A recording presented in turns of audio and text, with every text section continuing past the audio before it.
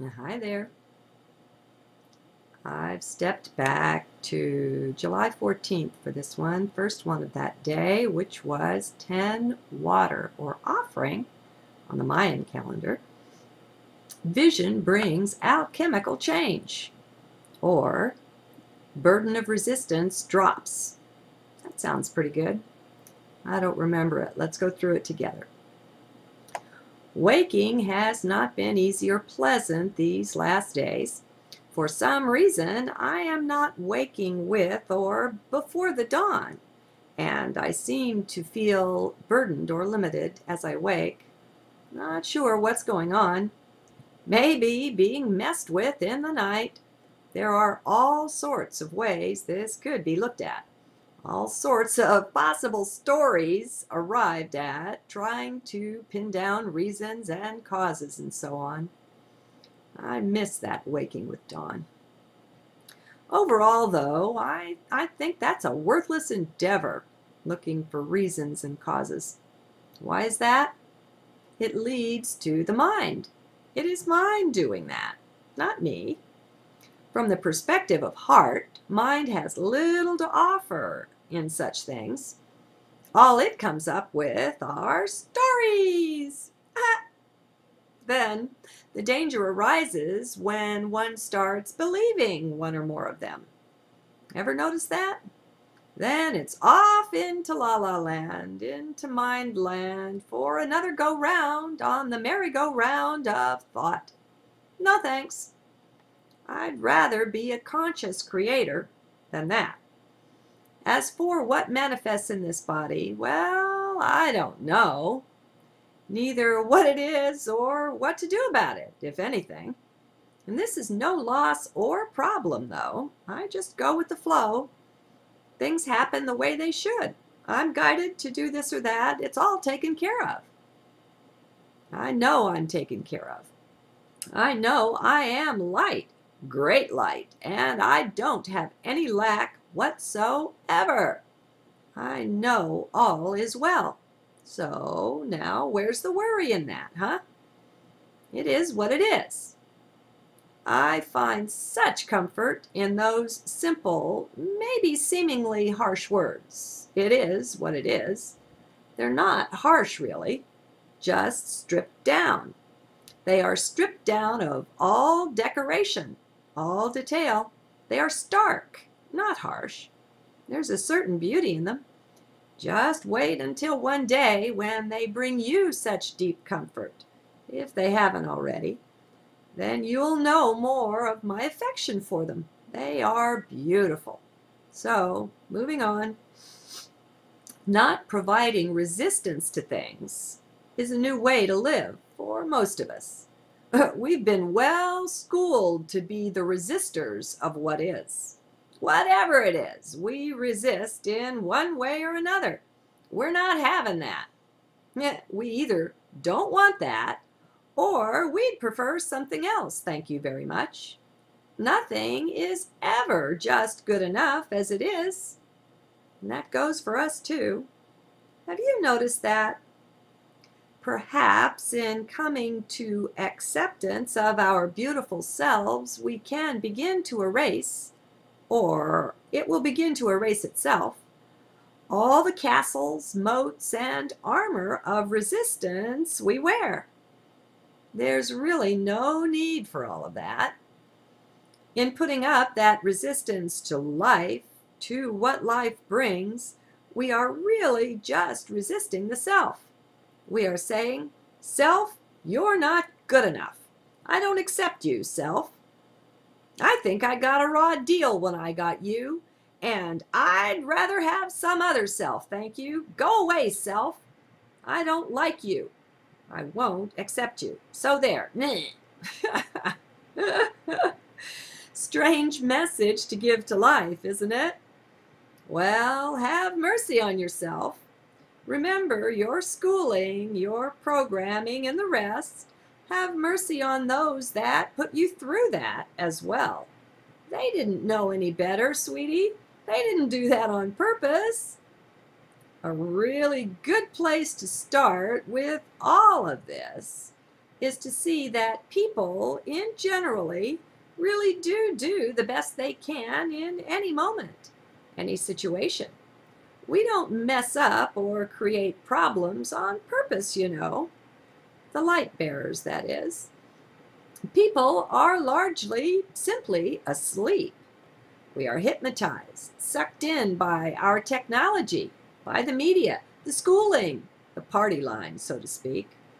Everyone everywhere is telling us what to think, what to do, what to buy, who to associate with, all the rest. We live in the endless cacophony of bossy voices, prodding and pushing us around, if we allow it. Pretty tough environment in which to grow up, isn't it?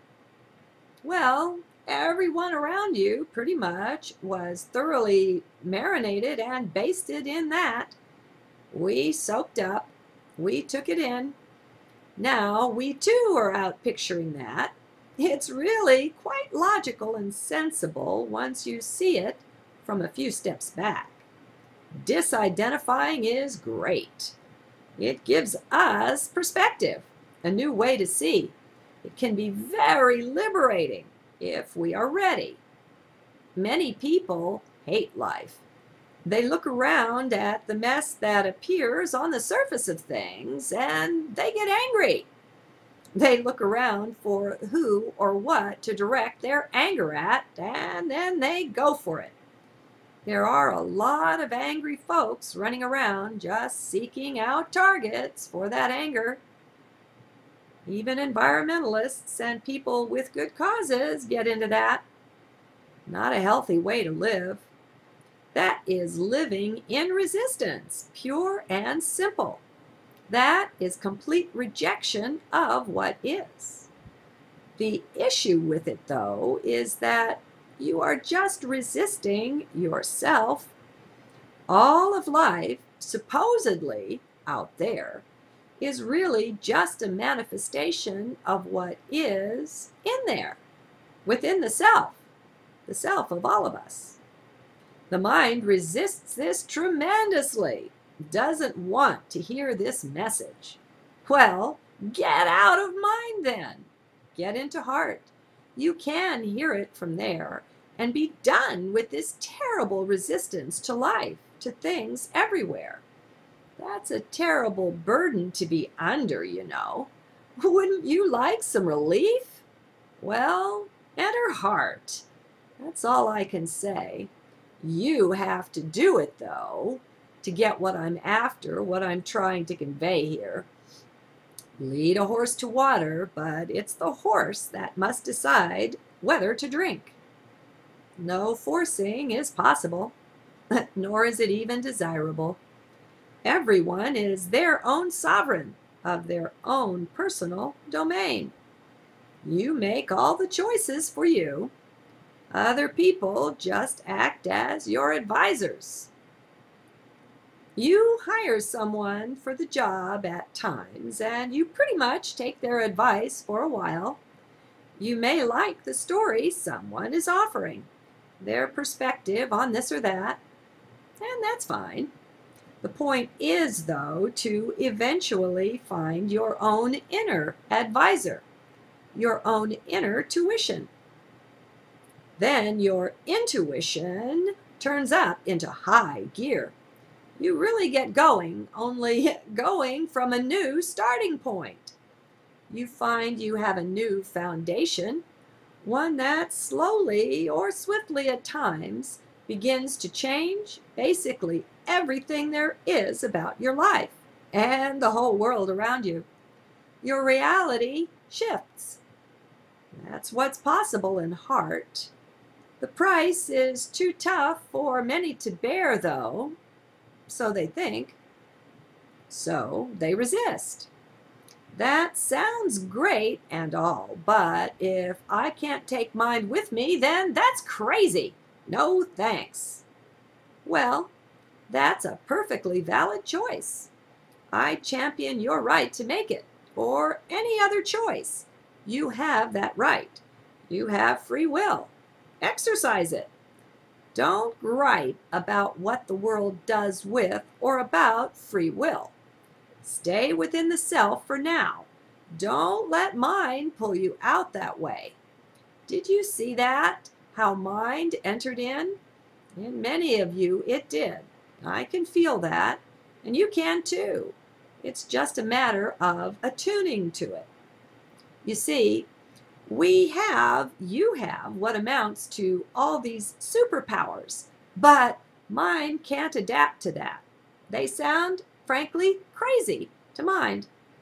They don't make its brand of sense, so it rejects them. All your resistance, your rejection of anything that is mind acting there, take a look at that. Anytime when you are reading or listening to me, realize that nothing is being asked of you. The choices are all yours to make, honestly. No one can make your choices for you. Furthermore, it is not necessary to change or even to do anything at all. No doing is called for or suggested. It wouldn't do any good anyway, chances are. All doing like that comes from the wrong direction, if it doesn't arise from heart. What I preach, if I do preach at all, and I suppose I do, is the power of vision. What is called for is a seeing, not a doing. Just take a new look at things. Look through a different set of eyes, through new lenses. Take the ones off that you've been looking through and just set them down right there beside you, right within reach. You can always put them on again later. When I speak with you, though, I desire to take you on a journey of vision, to offer new ways to see, and that is all. Really. I don't even desire to change your thinking. I could care less about your thinking, actually. Same with mine. I don't give it much respect. Until we are in and coming from heart, there's just not much that is worthy of respect. It's all just the chimera, the play of unreality. Are you a seeker after reality? A lover of truth, capital T? I am.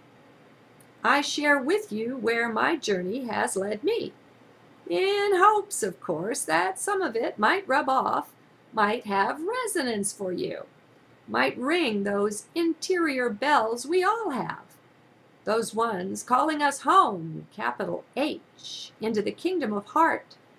Meet you there. Have a great day.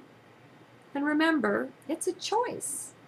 There is nothing life can throw at you that can change someone's determined vision that they're having a great day. Take back your power, my friends. Or, as David Icke puts it, human race, get off your knees. Thank you.